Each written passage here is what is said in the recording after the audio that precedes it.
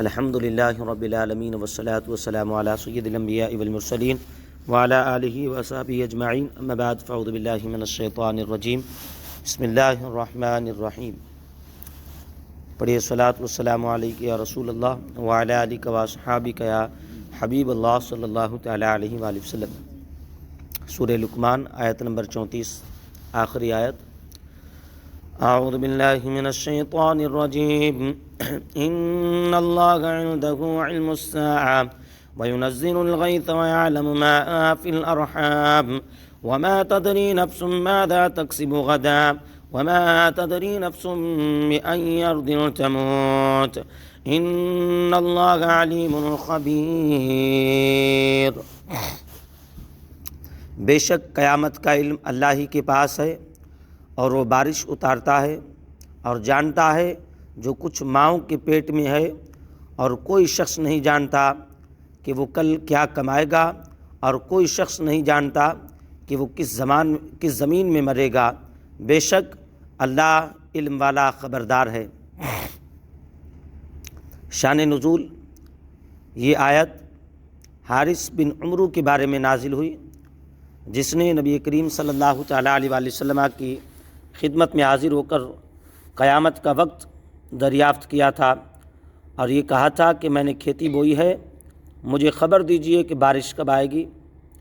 اور میری عورت حاملہ ہے، مجھے بتائیے کہ اس کے پیٹ میں کیا ہے، نیز یہ تو مجھے معلوم ہے کہ کل میں نے کیا کیا، البتہ مجھے یہ بتائیں کہ آئندہ کل کو میں کیا کروں گا، نیز میں یہ بھی جانتا ہوں کہ میں کہاں پیدا ہوا، لیکن مجھے یہ بتائیے کہ میں کہاں مروں گا۔ اس کے جواب میں یہ آیت کریمہ نازل ہوئی۔ اس آیت میں 5 چیزوں کے علم کی خصوصیت اللہ تعالیٰ کے ساتھ بیان فرمائی گئی، اور مخلوق کو علم غیب عطا کیے جانے کے بارے میں سورہ جن کی آیت نمبر 26 اور 27 میں ارشاد ہوا، عالم الغیب فلا یظہر علی غیبہ احدا الا من ارتضی من رسول۔ غیب کا جاننے والا اپنے غیب پر کسی کو مکمل اطلاع نہیں دیتا سوائے اپنے پسندیدہ رسولوں کے۔ اس آیت سے یہ معلوم ہوا کہ علم غیب آیت میں مذکور 5 چیزوں سے متعلق ہو یا کسی اور چیز کے بارے میں، ذاتی طور پر اللہ تعالیٰ ہی جانتا ہے۔ صرف یہ 5 چیزیں نہیں، باقی بھی تمام چیزوں کے معاملے میں ذاتی طور پر اگر علم کی بات ہے تو وہ اللہ تعالیٰ ہی جانتا ہے، جبکہ اللہ تعالیٰ کے بتا دینے سے مخلوق بھی غیب جان سکتی ہے۔ خلاصہ یہ ہے کہ ذاتی علم غیب اللہ تعالیٰ کے ساتھ خاص ہے، اور انبیاء اکرام علیہ الصلاۃ والسلام، صحابہ یا اولیاء اعظام کو غیب کا علم اللہ تعالیٰ کے بتانے سے معجزات اور کرامت کے طور پر عطا ہوتا ہے۔ یہ اس اختصاص کی منافی نہیں جو آیت میں بیان ہوا، بلکہ اس پر کثیر آیتیں اور حدیثیں دلالت کرتی ہیں۔ بارش کا وقت اور حمل میں کیا ہے، اور کل کو کیا کرے گا اور کہاں مرے گا، ان امور کی خبریں انبیاء علیہ الصلاۃ والسلام اور اولیاء اعظام نے بکثرت دی ہیں، اور قرآن و حدیث سے ثابت ہیں۔ جیسے حضرت ابراہیم علیہ الصلاۃ والسلام کو فرشتوں نے حضرت اسحاق علیہ الصلاۃ والسلام کے پیدا ہونے کی، اور حضرت زکریا علیہ الصلاۃ والسلام کو حضرت یحییٰ علیہ الصلاۃ والسلام کے پیدا ہونے کی، اور حضرت مریم رضی اللہ تعالیٰ عنہا کو حضرت عیسیٰ علیہ الصلاۃ والسلام کے پیدا ہونے کی خبریں دیں۔ تو ان فرشتوں کو بھی پہلے سے معلوم تھا کہ ان کے حمل کے جمع میں کیا ہے، اور ان حضرات کو بھی جنہیں فرشتوں نے اطلاع دی تھیں، اور ان سب کا جاننا قرآن کریم سے ثابت ہے۔ اور پھر تو اس آیت کے معنی قطعاً یہ ہیں کہ اللہ تعالیٰ کے بتائے بغیر کوئی نہیں جانتا۔ اس کے یہ معنی مراد لینا کہ اللہ تعالیٰ کے بتانے سے بھی کوئی نہیں جانتا، محض باطل اور سدھا آیات اور احادیث کے خلاف ہے۔ اور پھر اس آیت اور اس جیسی دیگر آیت سے متعلق تفصیلی معلومات حاصل کرنے کے لیے فقہا نے بہت ساری کتابیں لکھیں، جن میں امام اہل سنت نے بہت ساری علوم ارحام سے تعلق رکھنے والی آیتوں سے متعلق کتابیں لکھیں، اور دیگر جو ہے فقہا نے بھی کتابیں لکھیں۔ پھر اگر کل کون کہاں مرے گا اور کس جگہ پر مرے گا،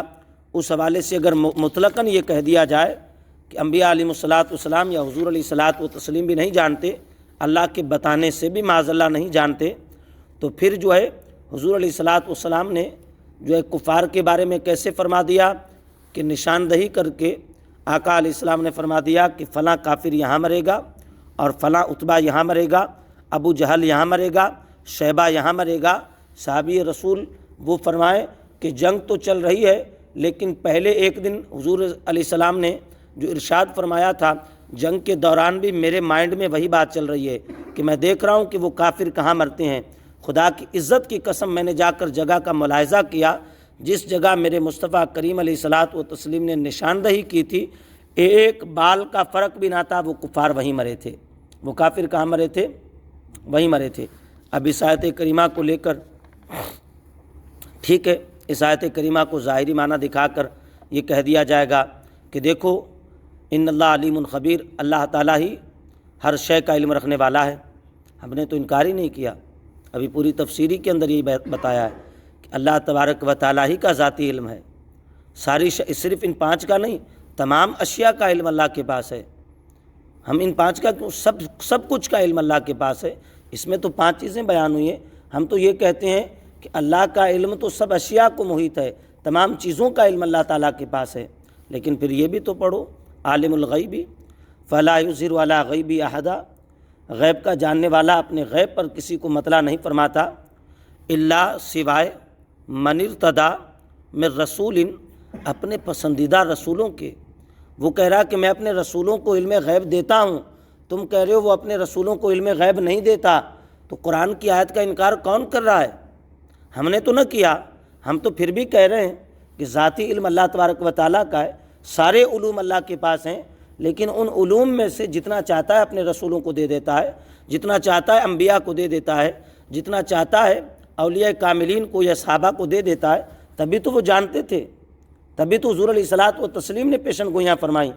حضور علیہ الصلاۃ والتسلیم نے خطبے میں بخاری شریف کی حدیث میں ارشاد فرمایا، فجر سے لے کر عشاء کی نماز تک، صحابہ کہتے ہیں حضور علیہ السلام نے